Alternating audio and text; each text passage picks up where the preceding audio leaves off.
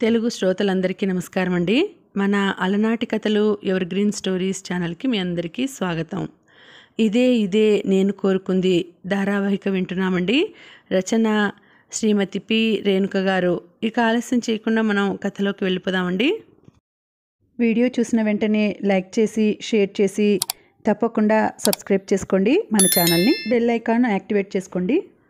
ముందు అమూల్య వాళ్ళ ఇంటికి వెళ్ళి వస్తాను. అక్కడి నుంచి వచ్చిన తర్వాతే నాకు తనలో మార్పు ఎక్కువగా కనిపించింది అన్నాడు ఆదిత్య. ఆది, అలా తను ఎక్కడుందో తెలుసుకునేందుకు ప్రయత్నించు, అంతేకాని డీలా పడిపోయి పబ్బులో పడిపోకు దేవదాసులా, సరేనా? రాజేష్ ఆదిత్య భుజం తట్టాడు.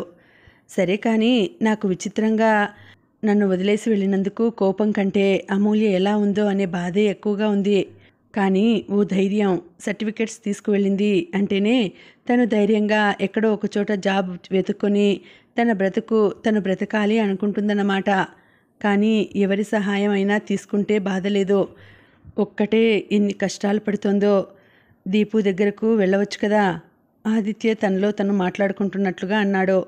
ఆదిత్య మాటలు వింటూ స్నేహితుడికి ధైర్యం చెప్తున్నాడే కానీ రాజేష్కు కూడా ఈ పరిస్థితి మింగుడు పడడం లేదు. పూణే రైల్వే స్టేషన్లో ట్రైన్ దిగబోతుండగా అజిత్ వచ్చి చేతిలో బ్యాగ్ అందుకున్నాడు. బాగున్నారా వదినా? ఆప్యాయంగా పలకరించింది సంజన. బాగున్నాను.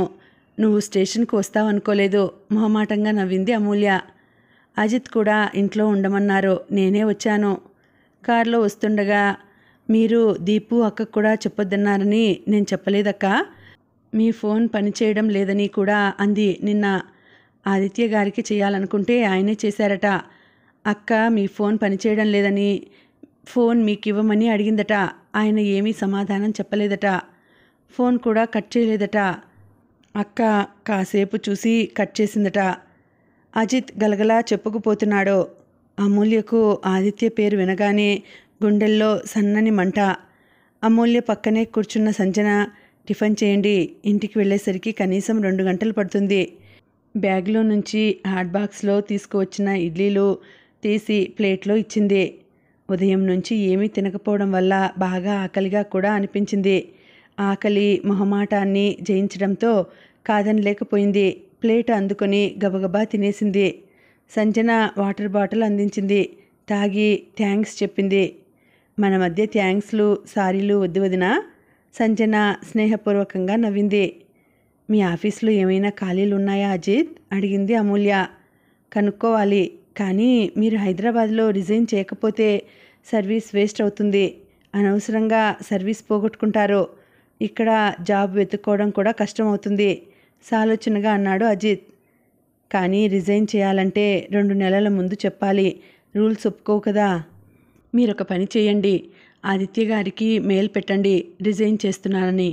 ఆయన ఏమైనా అన్నీ అడ్జస్ట్మెంట్ చేసి మీ సర్వీస్ సర్టిఫికెట్ అందేలా చేయగలరేమో. నేను ఇక్కడ ఉన్నట్లు ఆదిత్యకు తెలియకూడదని అనుకుంటున్నాను అజిత్. ప్లీజ్ నన్ను దయచేసి కారణం అడగండి. అలాగే, మీ టాలెంట్కు జాబ్స్ సంపాదించడం ఈజీనే, కానీ మీ సర్వీస్ సర్టిఫికెట్ ఇవ్వకపోతే ఇన్నాళ్ళుగా ఎందుకు ఖాళీగా ఉన్నారు అంటే ఏం చెప్పాలో ఆలోచించుకోండి. శాలరీ కూడా మొదటి నుంచి స్టార్ట్ చేయడం అంటే బాధగా ఉంటుంది. అమూల్య ఆలోచనలో పడింది. బాబాయ్ వాళ్లకు నెల డబ్బు పంపించాలంటే వెంటనే జాబ్లో చేరకపోతే కుదరదు. సేవింగ్స్ కొద్దిగానే ఉంది. రెజ్యూమ్ పంపించాలన్నా ఇంతకుముందు పనిచేసిన కంపెనీ పేరు మెన్షన్ చేయవలసి ఉంటుంది. మొదటి నుంచి ఒకే కంపెనీలో పనిచేయడం కూడా ఓ సమస్య అయిందేమో. మరో 2 కంపెనీలలో పనిచేసి ఉంటే ఈ కంపెనీ సర్వీస్ను ఈజీగా పక్కకు తీసేయగలిగేది. ఏం చేయడం? ఆదిత్యకు ఫోన్ చేసి అడగగలదా? అసలు ఆ పేరే మనసులో ఇంత అలజడి రేపుతుంటే ఎలా అడగగలదు? అజిత్ కూడా అపార్ట్మెంట్లోనే ఉంటున్నాడు. 3 బెడ్రూమ్ రూమ్ ఫ్లాట్. ఇల్లు చాలా బాగుంది. యూఎస్ వెళ్ళే ఉద్దేశం మానుకున్నాడట. ఇద్దరూ జాబ్ చేస్తున్నారు. ఇంట్లో నుంచి బయటకు రావాలి అనుకోగానే ముందుగా దీపు గుర్తుకు వచ్చింది. కానీ ఆదిత్య ఖచ్చితంగా తను కనిపించకపోతే ముందుగా దీపు దగ్గరకు వెళ్తుందని ఊహించేస్తాడు. అందుకే అజిత్ను అడిగి అజిత్ అన్నింటికీ అంగీకరించడంతో ఇక్కడకు వచ్చింది. ఓ పని చేస్తే, సంజన అంది. ఏంటి? మీరు ఆదిత్యతో మాట్లాడేందుకు ఇష్టపడడం లేదని మీకు ఆఫీస్ తరపున రావాల్సిన బెనిఫిట్స్, సర్వీస్ సర్టిఫికెట్స్ అన్నీ మీ మెయిల్కు పంపించమని నేను మెయిల్ పెడతాను. మిమ్మల్ని అయితే మీరెవరో తెలియదు కాబట్టి మీ గురించి తెలుసుకోవాలని ప్రయత్నించరు. అమూల్యలో కాస్త కూడా ఉత్సాహం కనిపించలేదు. అక్క, పడుకోండి, జర్నీతో అలసిపోయి ఉంటారు. గది చూపించారు. పడుకోబోయే ముందు ఫోన్ ఓపెన్ చేసి ఆదిత్య ఫోటో చూసింది. నిన్న బర్త్డేలో తీసిన ఫోటోలు. పళ్ళన్నీ బయటపెట్టి నవ్వుతున్నాడు. ఇప్పుడెలా ఉన్నాడో? ఆ మాట తలుచుకోగానే గుండె పట్టేసినట్లయింది. నేత్ర ఎలా ఉందో? పాపతో ఆడుకుంటూ ఉంటుంది. ఇంటికి వచ్చాక తను లేదని తెలిసి ఎంత గోల చేస్తుందో, ఎంత నిర్దాక్షిణ్యంగా వదిలిపెట్టి వెళ్ళిందని అనుకుంటున్నారేమో. వేరే సిమ్ తీసుకుందే కానీ బాబాయ్, పిన్ని వాళ్ళకి చెప్పాలో లేదో అర్థం కావడం లేదు. చెప్తే ఆదిత్య అడిగితే చెప్పేస్తారేమో. కళ్ళు మూసుకొని నిద్రపోవాలని ప్రయత్నించింది. నోటితో కేక్ పట్టుకొని తన ముఖమంతా పులమాలని ప్రయత్నిస్తున్న ఆదిత్య దగ్గరగా కళ్ళ ముందు కనిపించాడు. ఉలిక్కిపడి కళ్ళు తెరిచింది. ఎవ్వరూ లేరు. ఎలా ఎలా మర్చిపోవడం? 12 నెలల్లో 12 యుగాల అనుబంధంతో పెనవేసుకుపోయాడు. బాధగా నిట్టూర్చింది. బెంగళూరులో ఆ ఇంట్లో అలాంటి పరిస్థితి చూస్తుందని తను అస్సలు అనుకుందా? 3 రోజుల క్రితం జరిగిన సంఘటన గుర్తుకు వచ్చింది. ఆ రోజు ఆదిత్య ఆ రేకుల షెడ్డులో నుండి వచ్చి కారు స్టార్ట్ చేసుకుని వెళ్ళిపోయిన తర్వాత, భయ్యా, ఓ 10 నిమిషాలలో వచ్చేస్తాను, కాస్త ఆలస్యమైనా వెయిట్ చెయ్యి, వెయిటింగ్ ఛార్జీ కూడా ఇస్తాను, డ్రైవర్తో చెప్పి ఆ ఇంటి ముందుకు వెళ్ళి చిన్నగా తలుపు తట్టింది. ఓ 10 నిమిషాల తర్వాత 70 ఏళ్ల వృద్ధుడు తలుపు తీసి, ఎవరమ్మా మీరు, ఏం కావాలి అని ప్రశ్నించాడు. నమస్తే అండి, మీతో మాట్లాడాలి, మర్యాదగా అంది. మీరెవరో తెలియదు, ఏదైనా కోర్టు ద్వారా తేల్చుకోండి అంటూనే తలుపు వేయబోయాడు. ఇప్పుడు మీ ఇంటికి వచ్చి వెళ్ళారే ఆదిత్య, ఆయన మీకేమవుతారు? ఆదిత్య పేరు వినగానే తలుపు వేయబోయిన వాడల్లా చటుక్కున ఆగిపోయాడు. ఆయనకు మీరేమవుతారు? ఆయన భార్యను. అవునా, రండమ్మా రండి, కంగారు పడిపోతూ మర్యాదపూర్వకంగా ఆహ్వానించాడు. కూర్చోండి. కుర్చీ చూపించి, ఇందు ఇందు, సరిత, ఎవరొచ్చారో చూడండి, కేకలు వేసినట్లే పిలిచాడు.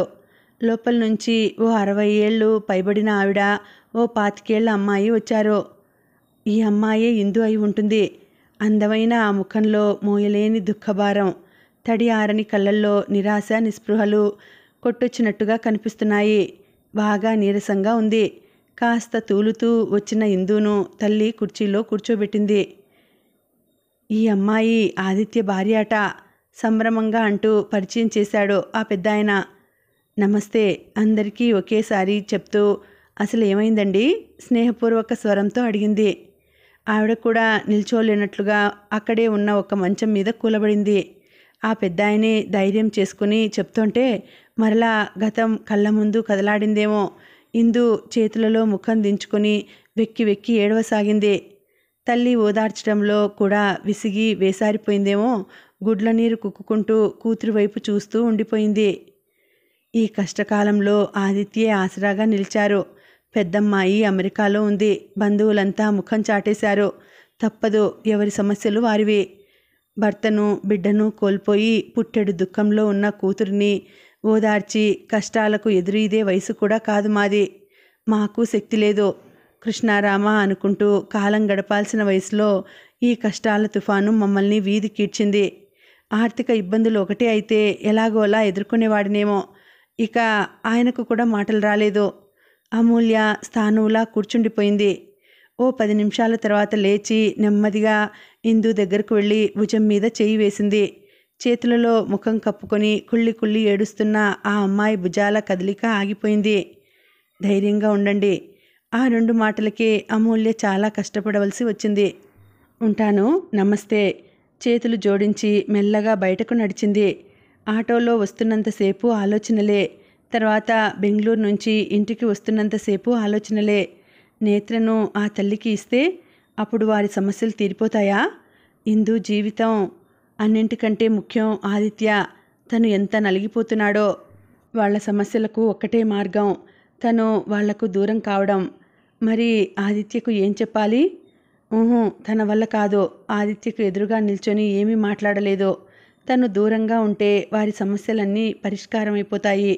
దూరంగా ఉండడం అనుకుంటూ ఉంటేనే కళ్ళల్లో నీళ్లు ఉబ్బికి వచ్చాయి. అసలు ఉండగలదా? అజిత్, సంజన ఆఫీస్కు వెళ్ళిపోయిన తర్వాత పిన్నికి ఫోన్ చేసింది. ఇదేంటే, ఈ నెంబర్ ఎవరిది? ఆ నెంబర్ ఏమైంది? నిన్న ఆదిత్య వచ్చారు. అదేంటే అమ్మో, అల్లుడుగారు వస్తున్నారని ఒక్క మాటైనా ఫోన్ చేసి చెప్పకపోతివి. కాఫీ కలిపి ఇవ్వడానికి సమయానికి ఇంట్లో పాలు కూడా లేవు. పాపం మజ్జిగ ఇవ్వండి చాలు అన్నాడు. అంత పెద్ద ఉద్యోగం చేస్తున్నా కాస్తైనా గర్వం లేదనుకో. నువ్వు అదృష్టవంతురాలివే అమ్మో. అది సరే కానీ ఆ అబ్బాయితో పంపించావేమిటే డబ్బులు? ఏమైనా బాగుంటుందా?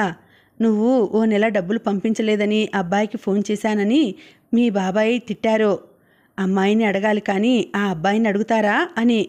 సరేలే, పెళ్లి పనులు మొదలుపెట్టేస్తాంలే. ఎటూ డబ్బు చేతికి అందింది కదా. గలగల తను చెప్పదలుచుకున్నది చెప్పి పెట్టేసింది. అమూల్య ఫోన్ పెట్టేసి కూర్చుండిపోయింది. ఆదిత్య గురించి వింటున్నంతసేపు ఎంత సంతోషంగా అనిపించింది. అసలు ఆదిత్యను మర్చిపోవడం సాధ్యమవుతుందా? అసలు ఇంతకు తను ఎందుకు వచ్చేసిందో ఆ ధ్యేయం నెరవేరుతుందా?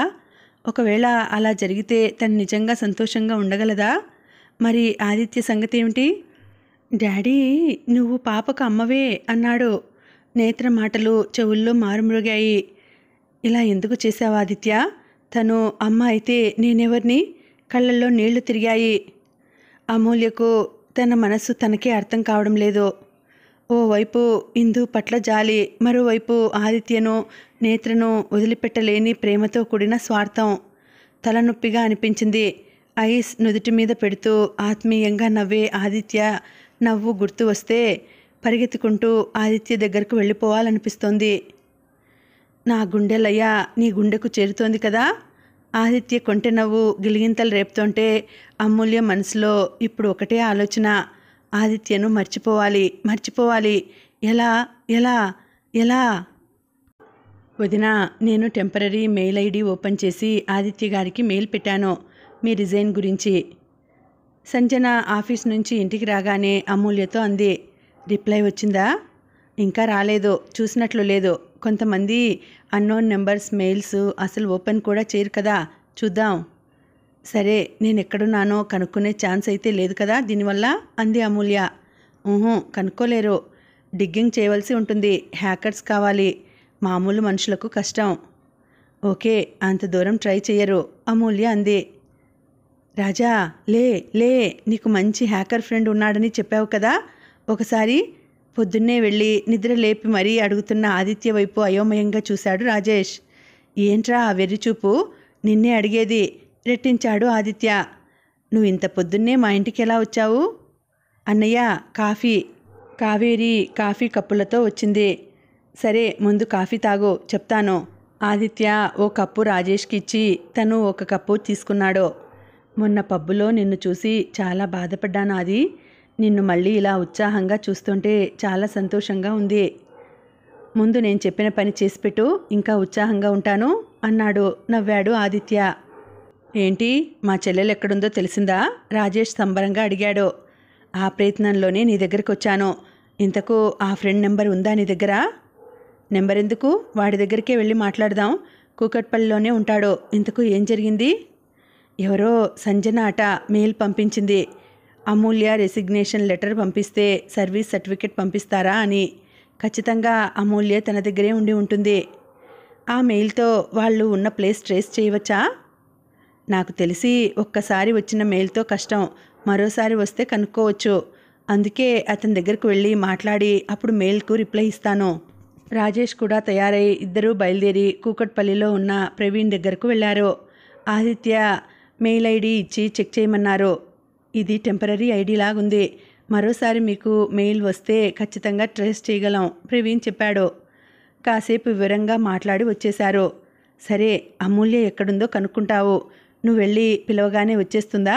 అంతేకాదు, ఇలా చెప్పకుండా వెళ్ళిపోయిందని నీకు కోపం రావడం లేదా? అది అమూల్య వెళ్ళిపోయిన వెంటనే కోపం వచ్చిన మాట వాస్తవమే, కానీ ఎందుకు వెళ్ళిపోయిందో తెలిసిన తర్వాత నాకు తన మీద గౌరవం పెరిగింది. కానీ తన అమాయకత్వం మీద కోపంగా ఉంది.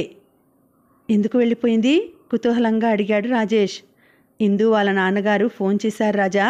అజిత్ పెళ్ళికి మేం వెళ్ళినప్పుడు అమూల్య వాళ్ళ ఇంటికి వెళ్ళిందట. విషయం అడిగిందట. ధైర్యం చెప్పి వచ్చిందట. వాళ్ళ పరిస్థితి మీద జాలిపడి ఇలా చేసిందనుకుంటాను సాలోచనగా అన్నాడు ఆదిత్య.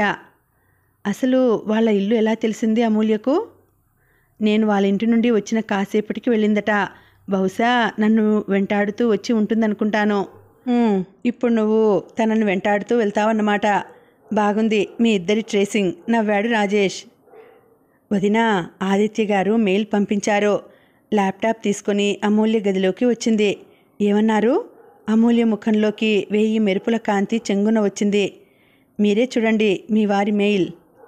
అమూల్య మెయిల్ చూసింది. సంజన గారు, మీరెవరో నాకు తెలియదు. అమూల్య ఎలా ఉంది? బహుశా మీ దగ్గర ఉందనుకుంటాను. అమూల్య ముఖంలో దిగులు మేఘాలు కమ్ముకున్నాయి. మనం అడిగిన దానికి రిప్లై ఇవ్వలేదు వదినా.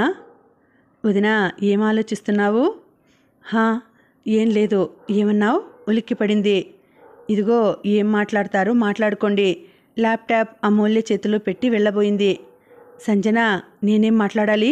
గాబరా పడింది. నేను మాట్లాడినట్లుగానే అడగండి వదినా అనేసి వెళ్ళిపోయింది. ఆదిత్య మెయిల్ చూస్తూ ఆలోచనలో పడింది. ఏం చెప్పాలి? నాకు తెలియదు. అమూల్య ఎక్కడి నుండో మెయిల్ చేసి నన్ను అడగమంటే అడుగుతున్నాను అని అంటే సంజనలా. కానీ ఎందుకో అలా చెప్పడానికి మనసు రాలేదు. పోనీ బాగుంది అంటే ఎక్కడుందో చెప్పమంటే? నాకు తెలియదు ఆదిత్య గారు. తను నాకు మెయిల్ పంపించి అడగమంటే అడుగుతున్నాను. రెసిగ్నేషన్ లెటర్ పంపించమంటారా? ఆదిత్య ప్రవీణ్కు కాల్ చేశాడు. ప్రవీణ్, సంజన మెయిల్ పంపిస్తున్నాను చూడండి. అదే పని మీద ఉన్నాను. రెసిగ్నేషన్కు 2 నెలల ముందు చెప్పాలి. ఇది కంపెనీ రూల్ అండి. డైరెక్టర్ ఆమె భర్త అయినంత మాత్రాన రూల్స్ మారిపోవు కదండి. ఈ 2 నెలలు కంపెనీలో వర్క్ చేయాలి. పోనీ ఓ పని చేయమని చెప్పండి. అమూల్య గారిని ఈ 2 months వర్క్ ఫ్రమ్ హోమ్ చేస్తారేమో అడగండి. ఆదిత్య నుంచి మెయిల్ చూడగానే చకితురాలైంది అమూల్య.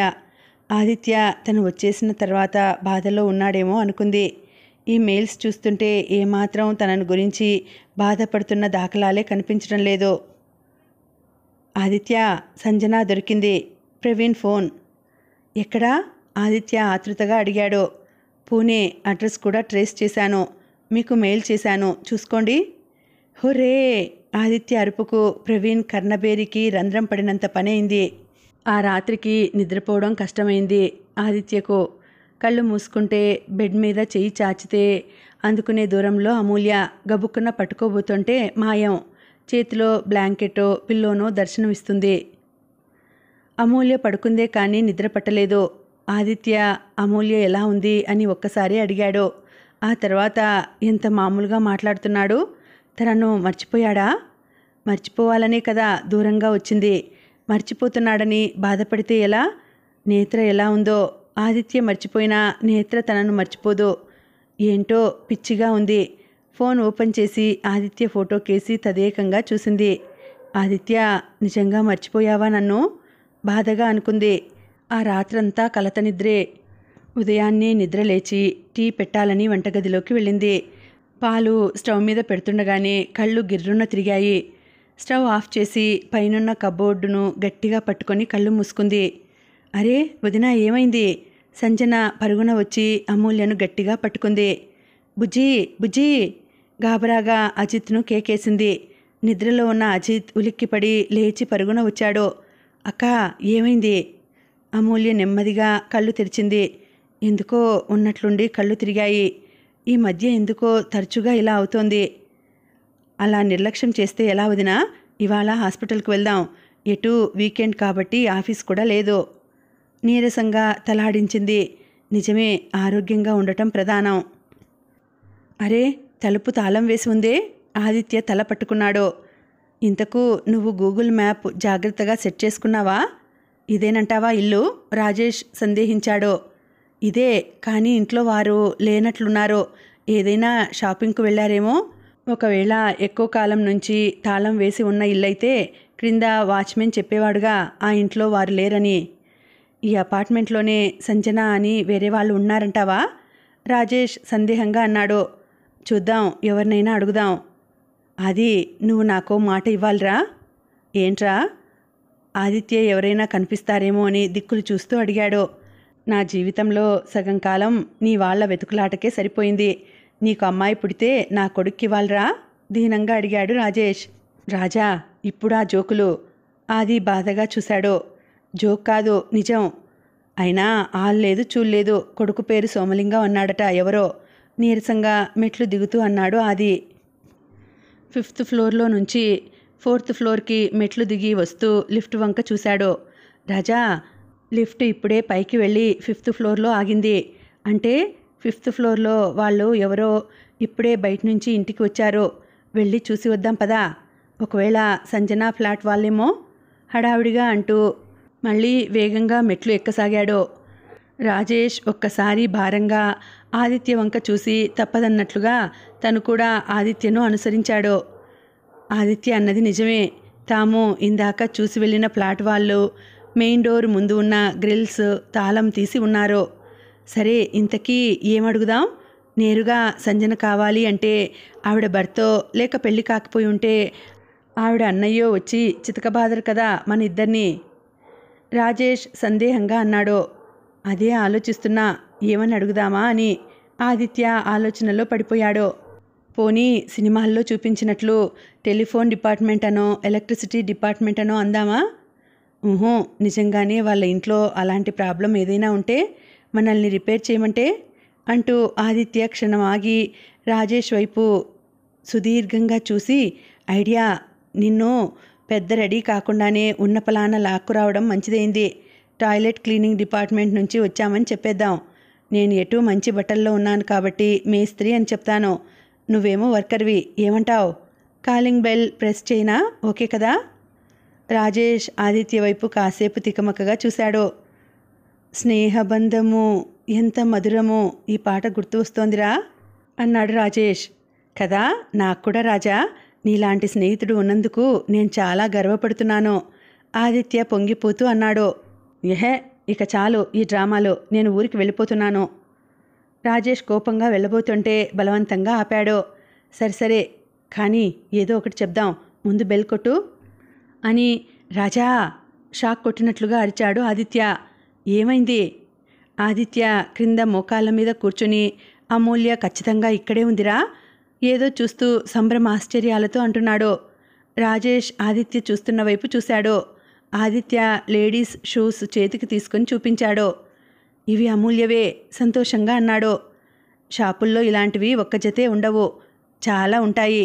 అమూల్యతో పాటు చాలామంది కొని ఉంటారు.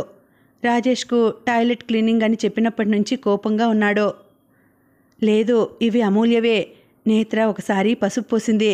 తెలుపు షూస్ కదా, ఎంత క్లీన్ చేసినా పసుపు సరిగా వదల్లేదు. ఇవి అమూల్య షూసే. సరే నువ్వు ఇక వెళ్ళిపో. అమూల్య ఇక్కడే ఉంది, నేను అమూల్యను తీసుకొని వస్తాను హడావిడిగా చెప్పాడు. నేనెలా వెళ్ళాలి? రాజేష్ విచిత్రంగా చూశాడు ఆదిత్య వైపు.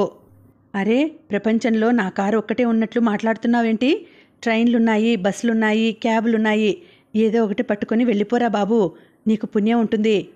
రాజేష్ కోపంగా చూస్తూ వెళ్తుంటే అమూల్యను తీసుకువస్తున్నానని అమ్మకు చెప్పు హడావిడిగా చెప్పాడు ఆదిత్య. మెట్ల మీద కాదు, లిఫ్ట్లో వెళ్ళు ఆదిత్య జాగ్రత్తలు కూడా చెప్పాడు. నాకైతే మీరిక్కడ ఉండడం సంతోషమే అక్క, కానీ ఇలాంటి సమయంలో కాదు. ఆదిత్య గారికి ఫోన్ చేసి చెప్పేస్తాను. హాస్పిటల్ నుండి ఇంటికి వచ్చిన తర్వాత అమూల్య ఎదురుగా ఉన్న సోఫాలో కూర్చొని అన్నాడు అజిత్. అమూల్య ముఖంలో కారు మబ్బులు అలుముకున్నాయి. ఓ గంట క్రితం, కంగ్రాట్స్, మీరు తల్లి కాబోతున్నారు. మీతో ఎవరొచ్చారు? మీ వారు వచ్చి ఉంటే పిలవండి, గ్రీట్ చేస్తాను నవ్వుతూ డాక్టర్ అంటుంటే ఆవిడ నవ్వు ముఖాన్ని చూస్తూ ఉండిపోయింది. తను తల్లి కాబోతోంది. సంతోషంతో గుండె వేగంగా కొట్టుకుంది. ఎవరితో పంచుకోవాలి ఈ సంతోషాన్ని? ఎదురుగా ఉన్న ఎవరూ మనుషుల్లా కనిపించడం లేదేంటి? ఫోన్ తీసుకుని కవర్ పేజీ ఫోటో చూసింది. ఆదిత్య, మనం తల్లిదండ్రులం కాబోతున్నాం. ఎందుకో ఆదిత్య ఫోటోలో నవ్వినట్లు అనిపించింది. మనసులో ఆనంద కెరటాలు అదుపు చేయడం ఎవ్వరి తరమూ కాదన్నట్లు ఎగిరెగిరి పడుతున్నాయి. ఈ మాట ఈవిడ ఎంతమందికి చెప్పి ఉంటుంది? అయినా ఆమె ముఖంలో అంతులేని ఆనందం. ఏ స్త్రీకైనా ఇంతకంటే ఆనందాన్ని కలిగించే విషయం మరొకటి ఉంటుందా? అంత సంతోషకరమైన విషయాన్ని చెప్తున్నందువల్లనేమో ఆమె ముఖంలో అంతులేని సంతోషం. ఆదిత్య పక్కన ఉంటే ఎంత పొంగిపోయేవాడో. ఆదిత్యే కాదు, తను కూడా ఇప్పుడున్న సంతోషం వేయింతలు కాదు. ఆలోచించండి వదినా, మీ మధ్య ఏం గొడవలు ఉన్నాయో నాకు తెలియదు, కానీ తండ్రికి బిడ్డను దూరం చేయడం ఏమాత్రం సబబు కాదు. నేత్రకు మంచి తల్లిదండ్రులను అందించాలని మీరు ఎంత తాపత్రయపడ్డారో దీపు వదిన చెప్పింది. అలాంటిది మీ బేబీకి తండ్రిని దూరం చేస్తారా? ఆలోచించండి, నచ్చ చెబుతున్నట్లుగా అంది సంజన. అమూల్య ఏదో చెప్పబోతుండగా కాలింగ్ బెల్ మ్రోగింది. కాలింగ్ బెల్ శబ్దం విని అజిత్ తలుపు తీసేందుకు వెళ్ళబోతుండగా, మీరు గదిలోకి వెళ్ళి రెస్ట్ తీసుకోండి వదినా అంది సంజన. అమూల్య హాలు పక్కనే ఆనుకుని ఉన్న తన పడక గదిలోకి వెళ్ళింది. రాజేష్ వెళ్లే వరకు చూసి ఆదిత్య కాలింగ్ బెల్ నొక్కాడు. ఎవరు కావాలి? లోపల నుంచి వచ్చిన ఓ 25 ఏళ్ల యువకుడు అడుగుతూ ఉండగానే గుర్తుపట్టినట్లుగా ఒక్కసారి ఆదిత్య మీరా అన్నాడు. మనసులోనే ఒక్కసారి ఉలిక్కిపడ్డారు. నో డౌట్ అమూల్య ఇక్కడే ఉంది, కానీ వీళ్లకు ఏమని చెప్పాలి? ఒకే ఒక్క క్షణం ఆలోచించాడు. లోపలికి రండి అజిత్ ఆహ్వానించాడు. కూర్చోండి అంటూనే అజిత్ సంజన వైపు చూశాడు. అప్పటికే సంజన అక్కడ లేదు, అమూల్య దగ్గరకు వెళ్ళినట్లుంది. ఆదిత్యను చూసి వెళ్ళిందా? అసలు ఆదిత్య ఎందుకు వచ్చారు? అమూల్య గురించి అడిగితే ఏం చెప్పాలి? వదినా, ఆదిత్య వచ్చారు. సంజన హడావిడిగా అమూల్య గదిలోకి వెళ్ళి చెప్పింది. అమూల్య ఉలిక్కిపడింది. నిజంగా? ఒక్కసారిగా ముఖంలోకి కొత్త కాంతి ప్రవేశించింది. అవును, నీ గురించి అడిగితే ఏం చెప్పాలి? నువ్వు ఇక్కడే ఉన్నావని చెప్పనా? వద్దు, కంగారుగా తల అడ్డంగా ఊపింది. అమ్మో, ఆదిత్య ఏమంటాడో ఎందుకో భయంగా కూడా అనిపించింది. అసలు ఎందుకిలా వచ్చేసావని ఆదిత్య అడిగితే ఏం చెప్పాలి? ఇదేంటి, తను ఎందుకిలా భయపడుతోంది? చెప్పకుండా చెన్నై అని బెంగళూరు వెళ్ళడం ఆదిత్య తప్పు కాదా? తన అనుమతి లేకుండా నేత్రం తీసుకెళ్లడం తప్పే కదా? ఆ చిన్న మనసు ఎంత సంఘర్షణకు లోనవుతుంది? అన్ని తప్పులు ఆదిత్య చేశాడు, తను ఎందుకు భయపడాలి? ఇందులేఖకు వచ్చిన కష్టం గురించి తనకెందుకు చెప్పలేదు? ఆదిత్య బాధ్యతగా తీసుకుంటే ఆ బాధ్యత తనకెందుకు పంచకూడదు? అమూల్య ఎందుకు వచ్చిందో మర్చిపోయి ఆదిత్య తనను ప్రశ్నిస్తే ఎదురు తిరిగి తనేమని ప్రశ్నించాలో మననం చేసుకుంటోంది. సంజన కాసేపు అమూల్య వైపు తదేకంగా చూసి వెళ్ళిపోయింది. బాగున్నారా? అనుకోకుండా వచ్చారు. సంజన నవ్వుతూ పలకరించింది. బాగున్నాను, కంపెనీ పని మీద వచ్చాను. ఎటూ ఇంత దూరం వచ్చాను కదా, మిమ్మల్ని పలకరించి వెళ్దామని వచ్చాను. హాలు పక్కనే ఉన్న పడక గదిలో గోడ కానుకొని ఆదిత్య మాటలు వింటున్న అమూల్యకు ఆదిత్య స్వరం వింటూనే ఒళ్ళంతా సన్నని పులకరింత. ఆదిత్య స్వరం విని ఎన్నో యుగాలైనట్లుంది. అమూల్య వదిన బాగున్నారా? ఆదిత్య ఒక్క క్షణం అయోమయంగా చూశాడు. తను అనుకున్నట్లుగా అమూల్య ఇక్కడ లేదా? అలా అనుకోగానే ఎక్కడలేని నిస్సత్తువ ఆదిత్యను ఆవరించింది. సంజన, ముందు టిఫిన్ తీసుకురా అజిత్ ఆదేశించాడు. సంజన, ఈ అమ్మాయి పేరు సంజన. తనకు మెయిల్ పంపించింది ఈ అమ్మాయే, నో డౌట్. అమూల్య ఇక్కడే ఉంది. ఆదిత్య మరలా కాస్త ధైర్యం పుంజుకున్నాడు. వద్దండి, మీరేం శ్రమ తీసుకోకండి, కాఫీ చాలు మొహమాటంగా అన్నాడు ఆదిత్య. నేత్ర ఎలా ఉంది? అజిత్ అడగడం విని చెవులు రిక్కించింది అమూల్య. బాగుంది, ఈ మధ్య జ్వరం వచ్చి కాస్త ఇబ్బంది పెట్టింది, ఇప్పుడు పర్లేదు. అయ్యో, జ్వరమా? ఎందుకు వచ్చింది? తను లేకపోవడంతో దిగులు పడిందా? వింటున్న అమూల్యకు బాధగా అనిపించింది. ఎప్పుడూ నేత్రను వదిలిపెట్టి ఇన్నాళ్ళు ఉండలేదు, ఇదే మొదటిసారి.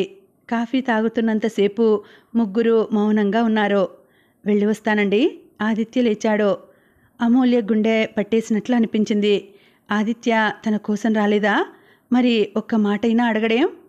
కంపెనీ పని అయిపోయిందా? అజిత్ అడిగాడు. లేదు, రేపు మార్నింగ్ మీటింగ్ ఉంది, మీటింగ్ అయ్యాక వెళ్ళిపోతాను. మరి ఇప్పుడు ఎక్కడ ఉంటున్నారు? మీటింగ్ జరిగే హోటల్లోనే ఓ గది తీసుకోవాలి. ఇక్కడే ఉండి రేపు ఉదయం మీటింగ్కు వెళ్ళండి ఆదిత్య, అజిత్ అన్నాడు. వింటున్న అమూల్య గుండె క్షణమాగి మరలా కొట్టుకోసాగింది. అలాగే. ఆదిత్య మొహమాటాన్ని పక్కన పెట్టేశాడు. సంజన, త్వరగా వంట చెయ్యి, మేమలా బయటకు వెళ్ళొస్తాం. అలాగే. ఇద్దరూ బయటకు వెళ్ళారు. అజిత్, అమూల్య మీ దగ్గర ఉందా? బయటకు అడుగు పెట్టగానే ఆతృతగా అడిగాడు ఆదిత్య. ఆదిత్య కళ్ళల్లోకి చూశాడు అజిత్. ఊపిరి బిగబట్టి చూస్తున్నాడు అజిత్ జవాబు కోసం. అవును బావా, నవ్వాడు Ajith. Wow, thank you Ajith, thank you very much. అజిత్ను అమాంతం మోకాళ్ళ దగ్గర చేతులు పైకి వేసి లేపాడు. అజిత్ పెద్దగా నవ్వాడు. క్రిందకు దించి, ఎలా ఉంది, బాగుందా, దిగులుగా లేదు కదా? ఆదుర్దాగా అడిగాడు. దిగులుగానే ఉంది. ఏమైందని అడిగితే చెప్పలేదు. ఆదిత్య ముఖంలో సంతోషం, బాధ కలిసిపోయినాయి. ఇప్పుడు మమ్మల్ని చెప్పవద్దని అంటోంది. నేను మీకు చెప్పానంటే కోప్పడుతుంది. ఏం చెయ్యాలి అన్నాడు అజిత్. అదే, మీరు చెప్పినట్లు కాకుండా తనే నా ముందుకు రావాలి. ఆదిత్య ఆలోచించసాగాడు. అజిత్ అమూల్యను డాక్టర్కు చూపించిన విషయం ఆదిత్యకు చెప్పలేదు. ఆ శుభవార్త అమూల్య నోటి వెంటే ఆదిత్య వింటే బాగుంటుందనిపించింది. ఐడియా ఆదిత్య అజిత్కు వివరించాడు. డన్. థమ్సప్ యాడ్లోలా బ్రొటనవేలు. మధ్యాహ్నం ఆదిత్య అజిత్ వచ్చేలోపు అమూల్య, సంజన ఇద్దరూ కలిసి వంట చకచకా చేశారు. మీరు తినండి వదినా, ఆదిత్య గారు వస్తే వీలు కాదేమో సంజన చెప్పింది. మధ్యాహ్నం ఆదిత్య వాళ్ళు వచ్చేసరికి అమూల్య తన గదిలోకి వెళ్ళిపోయింది. సాయంత్రం 4 గంటలు అవుతుండగా సంజన, వదినా మీ దగ్గర ఏదైనా ఫీవర్ టాబ్లెట్ ఉందా అంటూ వచ్చింది. లేదు. ఎవరికి? ఆదిత్య గారికి ఒళ్ళు కాలిపోతుంది. తలనొప్పి, బాడీ పెయిన్స్ కూడా ఎక్కువగా ఉన్నాయని అంటున్నారు. ఆదిత్యకా? అమూల్యకు పై ప్రాణాలు పైనే ఎగిరిపోయాయనిపించింది. నా దగ్గర టాబ్లెట్స్ ఏమీ లేవు సంజన, కానీ డాక్టర్ దగ్గరికి వెళ్తే బాగుంటుంది కదా ఆందోళనగా అంది. నేను కూడా అదే చెప్పాను, వినటం లేదు. టాబ్లెట్ వేసుకుంటే తగ్గిపోతుంది అంటున్నారు. పాపం మధ్యాహ్నం ఆకలి లేదంటూ భోజనం కూడా చేయలేదు. అవునా? దిగులుతో కృంగిపోయింది. సరే, అజిత్ను మెడికల్ షాప్లో ఏదైనా టాబ్లెట్ తీసుకురమ్మంటాను. రాత్రికి ఎలా ఉంటుందో డాక్టర్కు చూపించడం బెటరేమో. అమూల్యకు ఆందోళన తగ్గలేదు. సంజన నేరుగా ఆదిత్య గదికి వచ్చింది. ఆదిత్య, అజిత్ ల్యాప్టాప్లో ఏదో కామెడీ సీన్స్ చూస్తూ నవ్వుకుంటున్నారు. ఆదిత్య గారు, ఇదేం బాగాలేదు. మీకు ఫీవర్ అనగానే అమూల్య వదిన చాలా టెన్షన్ పడుతున్నారు. టాబ్లెట్ కూడా ఇవ్వలేదని చెప్పండి, తనే వెళ్ళి తీసుకువస్తుంది. ఆదిత్య నవ్వులో గర్వం తొంగి చూసింది. సంజనకు నిజంగానే కంగారుగా ఉంది. అమూల్య ఒట్టి మనిషి కూడా కాదు. అంత ఆందోళన పడితే తనకేమన్నా అయితే? సంజన, అజిత్ మందులు తెచ్చాడా? అమూల్య సంజన తన గదిలోకి రాగానే అడిగింది. వెళ్తేగా, ఆదిత్య గారు వద్దన్నారని ఆగిపోయారు. సంజన విసుక్కుంది. అమూల్యకు దిక్కు తోచలేదు. పోనీ ఆవిరి పెట్టుకోమని చెప్పండి, తలనొప్పి తగ్గుతుంది. సరే. సాయంత్రం సంజన భోజనం ప్లేట్లో పెట్టుకుని అమూల్య గదిలోకి వచ్చింది. నిన్ను శ్రమ పెడుతున్నాను సంజన, అమూల్య బాధపడింది. రేపు ఉదయం ఆదిత్య వెళ్ళే వరకే కదా వదినా, ఆయన రేపెటు వెళ్ళిపోతారు కదా. వెళ్ళిపోతారు కదూ, అమూల్య తనలో తనే గొనుక్కుంది. ఎలా భరించడం? ఆదిత్య రేపు వెళ్తాడు, ఇక కనిపించడు.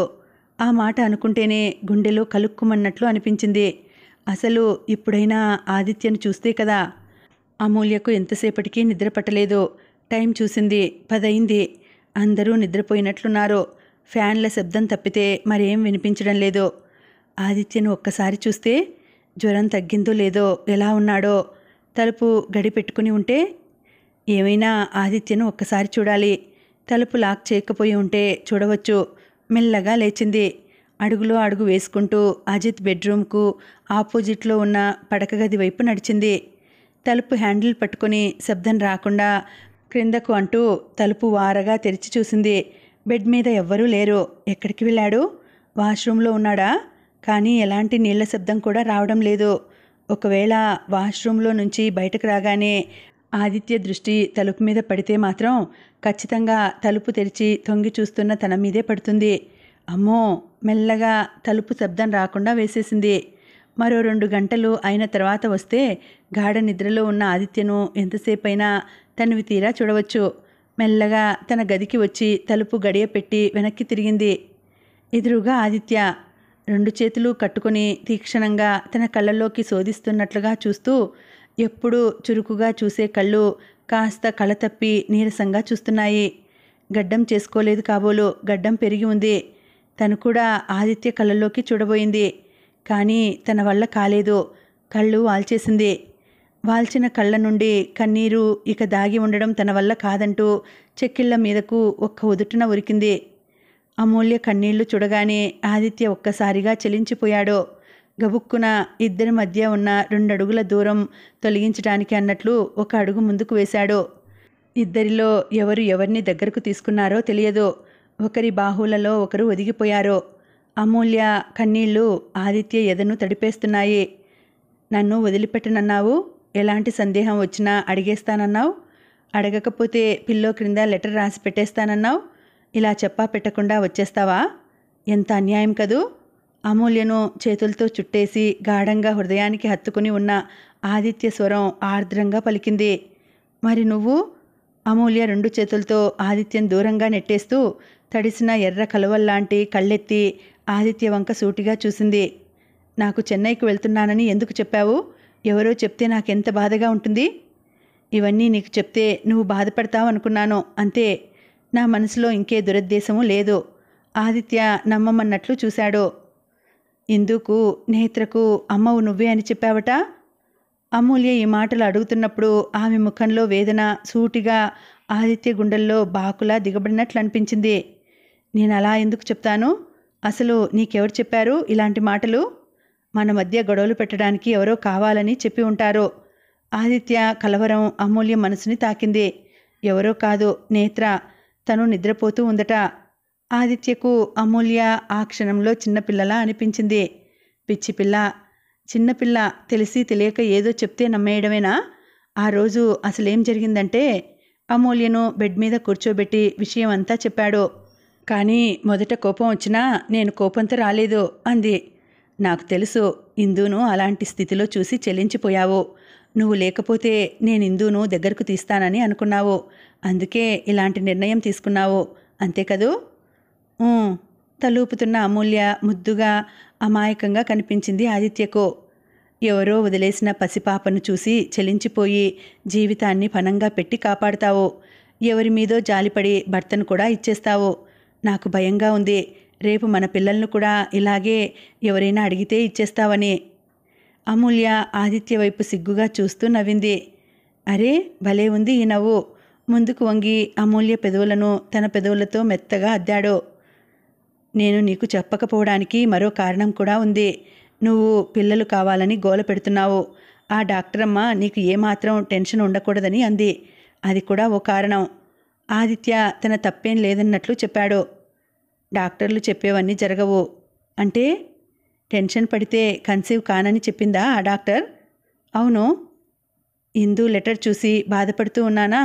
నువ్వు చెన్నై వెళ్తున్నావో బెంగళూరు వెళ్తున్నావో అని టెన్షన్ పడుతూ ఉన్నానా? అలా టెన్షన్ పడితే కన్సీవ్ కాకూడదు కదా. కానీ కన్సీవ్ అయ్యాను కదా.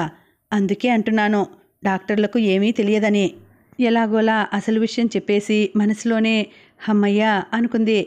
అది నిజమే అనేసి ఊరుకున్నాడు ఆదిత్య. తను ఇంత కష్టపడి చెప్పిన విషయాన్ని ఆదిత్య గమనించినందుకు అమూల్య తల పట్టుకుంది. ఏంటి? ఏం లేదు, ఇలారా. అరే, నా చీర లాగేస్తున్నావెందుకు? చెప్తాను, ఒక్క నిమిషం కదలకు. చీరను అమూల్య నడుము చుట్టూ వేసి మరో చివరను తన నడుముకు బిగించి కడుతుంటే అమూల్య, ఆదిత్య ఏం చేస్తున్నావు? లబలబా మొత్తుకుంటుంటే, ఇక ఎప్పుడూ ఇంతే, నేను నిద్ర లేచేసరికి నువ్వు మాయం కాకుండా ఈ ఏర్పాటు అన్నాడు. అమూల్య పక్కున నవ్వింది. నిన్ను వదిలి వచ్చేస్తున్నాను అనుకున్నాను, కానీ నాకే తెలియకుండా నిన్ను నాలో తెచ్చుకున్నాను తెలుసా? అమూల్య ఆదిత్య చెవి దగ్గరగా చెప్పింది. అంటే? ఓ, అర్థమైంది. నా ఫోటో ఆల్బమ్ కనిపించడం లేదు, అది నువ్వు తీసుకొచ్చావా? అబ్బా! ఆదిత్య పక్కన పడుకొని ఉన్నదల్లా లేచి కూర్చోబోయి చీర ఆదిత్య నడుముకు కట్టి ఉండడంతో వెనక్కి బెడ్ మీద ఆదిత్య పక్కన పడింది. అమ్మో, ఏం కాలేదు కదా? గబగబా ఇద్దరి నడుముకు కట్టి ఉన్న చీర తీసి దూరంగా విసిరేశాడు.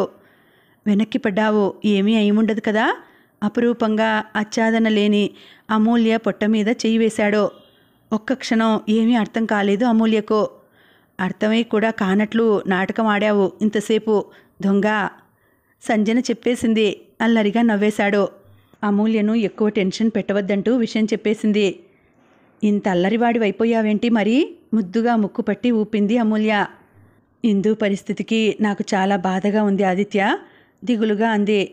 చంద్రలేఖ వచ్చింది. ఇందును కాలేజీ చేర్పించి చదువు పూర్తి చేస్తుందట. తన బ్రతుకు తను స్వతంత్రంగా బ్రతికేలా చేస్తానంది. తర్వాత తనకు ఎవరైనా నచ్చితే పెళ్లి చేస్తానంది. వాళ్ళ సంగతి తర్వాత. నీ ముందు ఉన్నది నేను మాత్రమే. నన్ను సరిగా చూసుకుంటే చాలు నువ్వు. ఆదిత్యకు ఎప్పుడు ఎక్కడ ఏం కావాలి అది చూసుకో నువ్వు, చాలు. మరి నువ్వేం చేస్తావు? నేను అమూల్యకు ఎప్పుడు ఎక్కడ ఏం కావాలి అని చూసుకుంటాను, సరేనా? Thank you. ఇదే నేను కోరుకుంది. తెలుసా? అమూల్య అరమోడ్పు కనులతో ఆదిత్య వైపు ప్రేమగా చూసింది. నేను కూడా ఆత్మీయంగా నవ్వాడు ఆదిత్య. ఇకనైనా నన్ను నమ్ముతావా? ఆదిత్య అమూల్య కళ్ళల్లోకి కళ్ళు పెట్టి చూశాడు. ఊహూ, ముందు నువ్వు నన్ను నమ్మాలి. నువ్వు ఏ పని చేస్తున్నా నాకు నమ్మకంగా చెప్పాలి. డాక్టర్ టెన్షన్ పెట్టొద్దు అంటేనూ గొనిగినట్లుగా అన్నాడు. హైదరాబాద్లో సెలూన్ షాపుల వాళ్ళు స్ట్రైక్ చేస్తున్నారా? అమూల్య హఠాత్తుగా అడిగింది. లేదే, ఎందుకలా అడిగావు? విచిత్రంగా చూశాడు ఆదిత్య. మరి ఈ గడ్డం ఏమిటి? ఆప్యాయంగా ఆదిత్య ముఖాన్ని 2 చేతులతో పట్టుకొని అడిగింది. ఉన్న పలానా ఇంట్లోంచి వచ్చేస్తే ఎంత క్షోభ అనుభవించానో తెలుసా? ఆదిత్య ముఖంలో వేదన చూసి తట్టుకోలేకపోయింది. సారీ. గబుక్కున ఆదిత్య ముఖాన్ని గుండెలకు హత్తుకుంది. అమూల్య గుండె చప్పుడు వింటూ మౌనంగా ఉండిపోయాడు. ఒకటి చెప్పు, నువ్వు కన్సీవ్ అయ్యావని ముందుగా తెలిస్తే వచ్చేసేదానివా? ఆదిత్య అడిగాడు. ఏమో. అంటే నా బిడ్డకు తండ్రి మమకారం దూరం చేస్తే ఎలా అని ఆలోచిస్తే అక్కడే ఉండిపోయేదాన్ని. అలా కాకుండా మరో విధంగా కూడా ఆలోచించవచ్చు. నేను ఒంటరిదాన్ని కాను, నాకంటూ ఓ తోడు వస్తుంది. ఇలా ఆలోచిస్తే వచ్చేసేదాన్నేమో. రాక్షసి, ముద్దుగా తిట్టాడు. రేపు ఎన్నింటికి బయలుదేరదాం? నేత్ర ఎలా ఉందో? అమూల్య తొందరపడింది. తెల్లవారుజామున బయలుదేరదాం. వదిలిపెట్టాలనుకున్నప్పుడు తొందరే, ఇప్పుడు తొందరే, నవ్వాడు. అవును, నా ప్రవర్తన నాకే ఆశ్చర్యంగా ఉంటుంది. నీ విషయంలో నా మనసు అస్సలు నేను చెప్తున్నా పట్టించుకోవడం లేదు. బేలగా చూసింది. ఏమో, ముందు నా బేబీని నా అదుపులోకి తీసుకుంటాను అంటూ పొట్ట మీద పెదవులు ఆనించి గుసగుసలాడుతుంటే గిలిగింతలకు అమూల్య పకపక నవ్వింది. మమ్మీ! నేత్ర హోంవర్క్ చేసుకుంటున్నదల్లా పుస్తకం విసిరికొట్టి వచ్చి అమూల్యను హత్తుకుపోయింది. అమూల్య గబుక్కున మోకాళ్ళ మీద కూర్చొని నేత్రను దగ్గరకు తీసుకుంది. అమూల్య కళ్ళు తనకే తెలియకుండా నీటితో నిండిపోయాయి. వాడి మీద కోపం వస్తే అలా వెళ్ళిపోవడమేనా అమూల్య? ఆ పసిదాని గురించి ఆలోచించాలి కదా. మా అందరి సంగతేంటి? రాజేశ్వరి లోపల నుంచి వస్తూ మందలిస్తున్నట్లుగా అంది. వదినా, అందరం బాధపడ్డాం, కానీ అన్నయ్య తర్వాతే అందరం. అసలు ఈ ప్రపంచంలో లేనట్లుగా ప్రవర్తించాడు ప్రశాంత్ అన్నాడు. ఆ రాత్రి అమూల్యను వదిలి నానమ్మ దగ్గర పడుకోవడానికి నేత్ర చాలా పేచీ పెట్టింది. నువ్వు వెళ్ళిపోతావు మారాం చేసింది. కాసేపైన తర్వాత నేత్రను నిద్రపుచ్చి గదిలోకి వచ్చేసరికి ఆదిత్య కిటికీ దగ్గర నిలబడి దూరంగా చూస్తూ ఉన్నాడు. ఏమిటలా చూస్తున్నావు? వెనక నుంచి ఆదిత్యను నడుము చుట్టూ చేతులు వేసి మృదువుగా హత్తుకుంది అమూల్య. మెల్లగా అమూల్య వైపు తిరిగాడు ఆదిత్య. అరే, తెల్ల చీర కట్టుకున్నావు? ఆదిత్య కళ్ళు మెరిశాయి. ఈ చీర నువ్వే తీసావట కదా, దీపు చెప్పింది. ఆదిత్య వైపు ఆరాధనగా చూసింది.